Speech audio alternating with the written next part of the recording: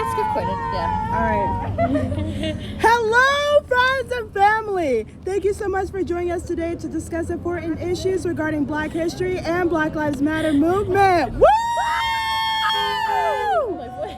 I stand here today with my co-organizer, Brittany, what's up? and Becca. She's not here right now, but she will come soon.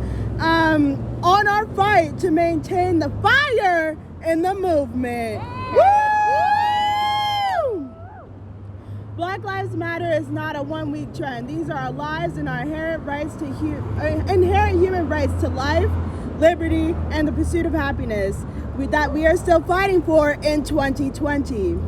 And today, Brittany and I are going to discuss a nationwide protest from our past called the Montgomery. Woo! Voice sound cracking.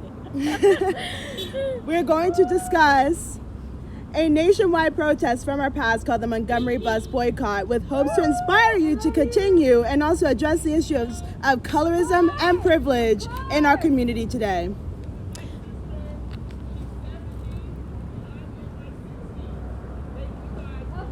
We love you! Yes, they do! They do! The Montgomery bus boycott lasted 381 days. This movement ignited upon Rosa Parks' arrest on December 1st, 1955. The outcome of the Supreme Court ruling found that the segregation on public buses is unconstitutional. The Montgomery Improvement Association, or the MIA, coordinated the boycott, and its president, Martin Luther King Jr., became a prominent civil rights leader as international attention focused on Montgomery. The bus boycott demonstrated the potential for nonviolent mass protests to successfully challenge racial segregation and served as an example for other Southern campaigns that followed. In the stride toward freedom, King's 1958 memoir of the boycott, he declared the real meaning of the Montgomery bus boycott to be the power of growing self-respect to animate the struggle for civil rights. The origin of the bus boycott began years prior to Rosa Parks' arrest. The Women's Political Council, or the WPC, a group of Black professionals founded in 1946, had already sought to pursue action on Jim Crow practices on the Montgomery City buses. In a meeting with Mayor W.A. Gale in March 1954, the council members outlined the changes they sought for the Montgomery bus system. These demands include no one standing over empty seats, a decree that Black individuals not be made to pay at the front of the bus and enter from the rear. Woo! And a policy that will require buses to stop at every corner in Black residential areas, in similarity to white communities. The meeting failed to produce any meaningful change, so WPC President Jo Ann Robinson, woo! Let's go! Jo Ann Robinson reiterated the council's request in a May 21st letter to Mayor Gale, stating there has been talk from 25 or more local organizations of planning a citywide boycott of buses. A year after the WPC's meeting with Mayor Gale, a 15-year-old named Claudette Colvin was arrested for challenging segregation on a Montgomery bus. 7 months later, 18-year-old Mary Louise Smith was arrested for refusing to yield her seat to a white passenger, but neither arrest mobilized the boycott like that of Rosa Parks later that year. King recalled in this memoir, stating Mrs. Parks was ideal for the role assigned to her by history, and because her character was impeccable and her dedication deep-rooted, she was one of the most respected people in the Negro community. Robinson and the WPC responded to Parks' arrest by calling for a one-day protest of the city's buses on December 5th, 1955. Yes, Robinson prepared a series of leaflets at Alabama State College and organized groups to distribute them throughout the Black community. Meanwhile, after securing bail for Parks with the Clifford and Virginia E.D. Nixon, the past leader of the Montgomery chapter of the National Association for the Advancement of Colored People, or the NAACP, began to call local Black leaders to organize a meeting. On December 2nd, Black ministers and leaders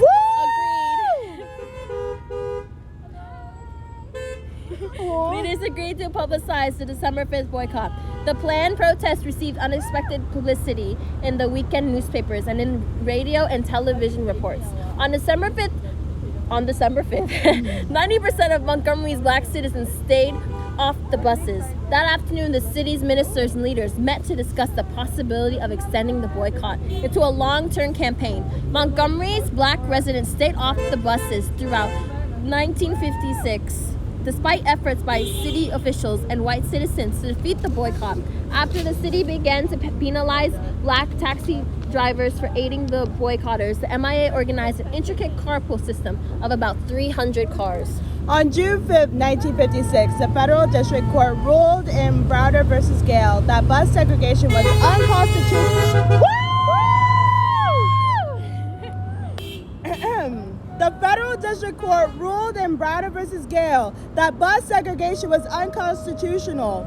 And in November 1956, the U.S. Supreme Court affirmed Browder versus Gale and struck down laws requiring segregation seating on public buses. King of the bus boycott stated, "We came to see that in the long run it is more honorable to walk in dignity than ride in humiliation. So we decided to substitute our tired feet for tired souls, and we walked the streets of Montgomery." King's role in the bus boycott garnered international attention, and the MIA's tactics of combining mass nonviolent protests with Christian ethics became the model for challenging segregation in the South. The Montgomery bus boycott was founded on black resilience against legislation that dehumanized African Americans. The people who participated in the protests fought until they got what they rightfully deserved. And that is what we need to do as a community.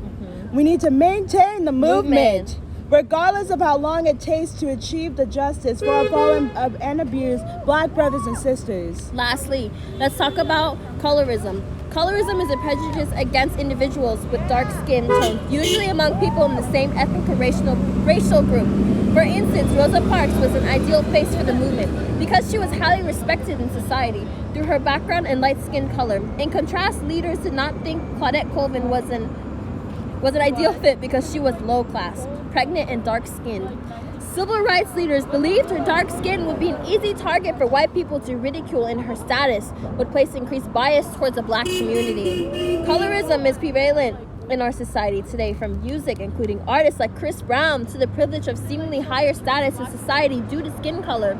Dark-skinned men and women are beautiful, and they should not have to be ridiculed more by the system and society due to their skin color, especially in the black community. In essence, those in the black community who ridicule them are no better than the oppressors.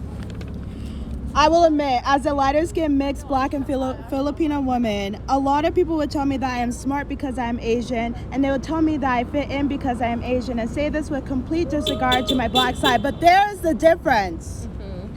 Mixed and light-skinned black people have the privilege, even if they do not want to admit it. We have the privilege to hide behind our skin or ethnicity in times of oppression. True, black is black, but colorism exists, and it is our job as a community to combat it so we can focus on other issues. Dark skin is beautiful, dark skin is elegant, and dark skin matters. Now this is a movement, not a moment. In order to get what we rightfully deserve, we all have to maintain the fire in our eyes and the love in our hearts and keep this movement going. We are resilient, we are fearless, we are strong. And it is time to take action. Keep educating, keep speaking, keep learning. We are not done yet. Breonna Taylor, Sean Reed, Elijah McClain, Robin Fuller, Sandra Bland, George Floyd, and all of our fallen brothers, fallen and abused black brothers and sisters need our help. I am too tired, y'all. I am tired. But trust me when I say I will never be tired to stop fighting for our rights. Woo! Thank you, everybody, for listening. I hope you have a blessed day. Much love and spread peace. Yes. Hi, Becca.